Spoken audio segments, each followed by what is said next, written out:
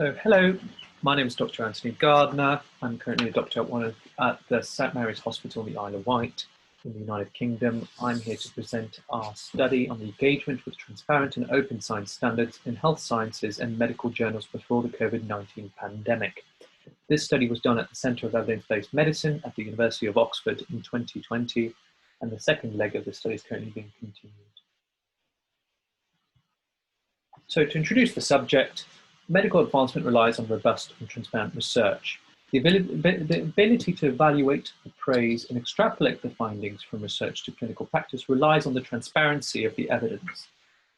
And there's a good body of evidence to suggest that journal policies that support open science practices have improved transparency and reproducibility. As journals act as the gatekeepers of what we, the scientific community, as well as the public, can access in terms of primary literature, they play an important role in setting the standard for what transparent and open science practices should look like. So in this study, what we did is we extracted the journal policies of the 20 highest rated health and medical sciences journals using the Google Scholar Index, which was done initially. We pre-registered the study on the Open Science Framework, links available on the slide. After extracting the journal policies, we used the top guideline, which I'll discuss in a moment, to score each of the journal policies based on various parameters related to the transparency and openness of a journal policy.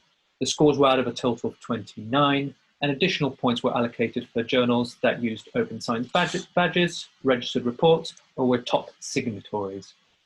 In addition, the journals were also scored based on their requirements for disclosing conflicts of interest as outlined by the ICMJE guideline. This was a score out of a total of 4.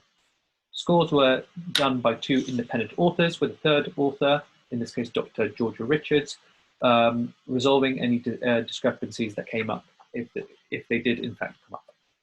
So on the subject of the top guideline, it is something created back in 2015 by the Centre of Open Science, or COSS.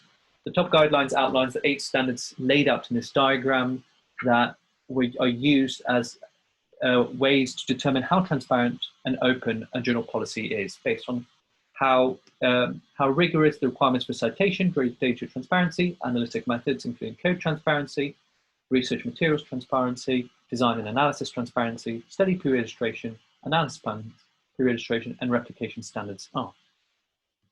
So, moving on to the results of this study, these are scores out of a total of 29. Here we can see that journals such as Cell, NatMed, Neuron, or Nature Neurosciences and Nature Genetics scored the most points, while the Journal of the American College of Cardiology and the European Heart Journal scored the lowest amount of points. What we found consistently throughout this study is that journals scored highest for certain standards. So they scored highest amount of points, so out of 3, for promoting the transparency of data, design and analysis, and they scored the lowest amount of points for encouraging replication studies and the pre-registration of study protocols and analysis plans. Less than half of the journals included in this study, out of a total of 20, only 9 of them were signatories of the top guideline, and no journals used open science badges.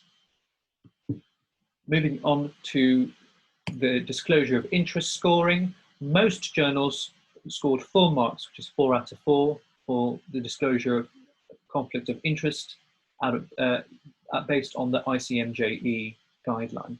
Only 3 journals did not, which is Cell, Neuron, and the Journal of Clinical Oncology. So, based on these findings, we conclude that the 20 highest ranking health and medical science journals demonstrated a limited requirement for transparent and open research practices. As they play a key role as the gatekeepers to research, we believe that the policies of these journals should be regularly reviewed to reflect the current need for transparent, open, reproducible, reliable, and replicable research. And as we continue making strides to improving how open and transparent we are as researchers, journals should play an equally important role in encouraging this type of behavior amongst its researchers. We are currently in the middle of doing a second round of this study, several now over a year after the COVID-19 pandemic has started, to see the effects of the COVID-19 pandemic on transparency and openness standards in journal policies. So that's it for this presentation. I'd like to open the floor to any questions. Thank you very much for your attention.